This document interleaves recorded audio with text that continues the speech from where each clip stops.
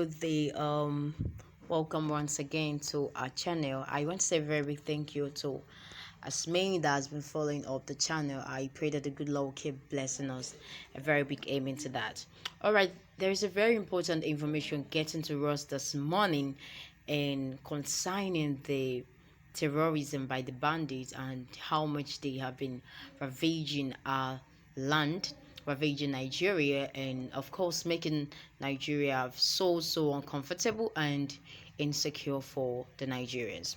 All right, Kaduna Residents Flee as bandit kills 17 soldiers and 3 other persons. Terrorists killed about 17 soldiers in an attack at a military base in Powaya, Benin Gwari local government area of Kaduna State. The information coming to our correspondent that 40 wounded soldiers were taken to the 44 Army Reference Hospital facility, including 17 of them, the soldiers, confirmed to have been killed by the terrorists. The source said that 17 soldiers were actually killed in the attack carried out by the suspected terrorists, and 40 were fatally wounded, and they were also referred to the 44 Army Reference Hospital, from where the 17 of them were actually confirmed dead. According to the source, during the attack, where the bloodthirsty terrorists in large number on motorcycles stormed and engaged the soldiers at the military base at Powaya village, more than about 20 other soldiers were injured. The information given to us was that they came with an AK-47 rifle wielding bandits, riding on motorcycles. They actually engaged the soldiers and battled them for more than 2 hours before the terrorists eventually subdued them, the soldiers. All right, the terrorists, it was learned that they raised an armored personnel carrier after they had overwhelmed the troops. They actually say to have made away with some of the weapons that belonged to the soldiers. Another source also coming to us is that the casualty figure on the side of the military might be more, while adding that of 3 other civilians. All right, 2 of the civilians were members of a vigilante group, while 1 was a traveler. Meanwhile, the chairman of the Benin Gwari Emirate Progressive Union, by name Esau Kasi, who also confirmed the death of 3 members of a vigilante group, added that the attack took place on Sunday around 3 p.m. He went further to say that the terrorists suspected to be members of the Ansaru were believed to be coming from Niger State when they attacked the military base. Cassia, however, noted that normalcy has gradually returned to Benin Gwari that has since been under intense attack. When we heard, we had to run and seek refuge elsewhere. Most of the residents slept outside Benin Gwari town. These are the sayings of Cassia, who happens to be the chairman of the Benin Gwari Emirate Progressive Union. He went further to know that the security situation in Benin Gwari was getting out of hand, and they also are calling on the government to take urgent steps to address the situation. The security situation is becoming increasingly alarming, whereby a large portion of Benin Gwari local government area is now at the mercy of marauding bandits who usually rode into towns and villages in convoys of motorcycles, mostly riding 3 on each, brandishing AK-47, killing and abducting people, including the women and children. It is also noted that the bandits usually spend hours operating with impunity and unleashing terror, especially in the rural communities.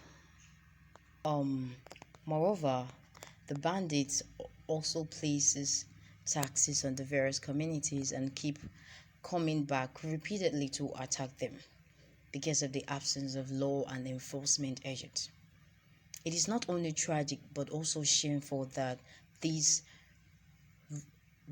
ragtag bandits on motorcycles wielding AK-47 can roam most communities in the area with impunity, killing and abducting peaceful, helpless, and innocent citizens in a nation that seems to have a standing armed forces and the police. As of the time of filling this report, there was no confirmation from the police, the army, or the state government. Wow. It is quite very appalling, and it is quite shameful, very shameful, that Nigeria has been reduced to this. It's quite shameful, and it is very unfortunate. It is quite unfortunate to Nigerians that we found ourselves in this kind of situation where the government do not care about the the the the welfare of the citizens. I mean, this issue of bandit, this issue of terrorism has been over the years, ever since the inception of this government. It has been the issue of insecurity has been a matter that has been on the deck in this country, and it is quite very unfortunate for the Nigerians, and it's quite shameful for the government that that the citizens and Nigerians should be in this kind of situation where the government cannot protect her citizens. It's quite appalling. Which government does that? Hmm? No, it is sometimes when I really begin to think about the matter of Nigeria, it really, I don't know how to say it, but then it makes me sometimes, I feel kind of, I become so emotional, and sometimes see, literally I don't see any hope in Nigeria, literally. But then I I really try to encourage myself, and I try to trust God and hope in God that someday Nigeria is going to be better. I really hope about that. And I pray that all of us Nigerians that will put heads together, will put hands together, we hope and pray and do the little that we can in any way we can contribute to make sure that Nigeria becomes a better country. It is very shameful that a country such as Nigeria, the terrorists, they parade up and down in broad daylight, terrorizing people, killing people, and there is a government over this country. It is quite unfortunate. It's appalling. It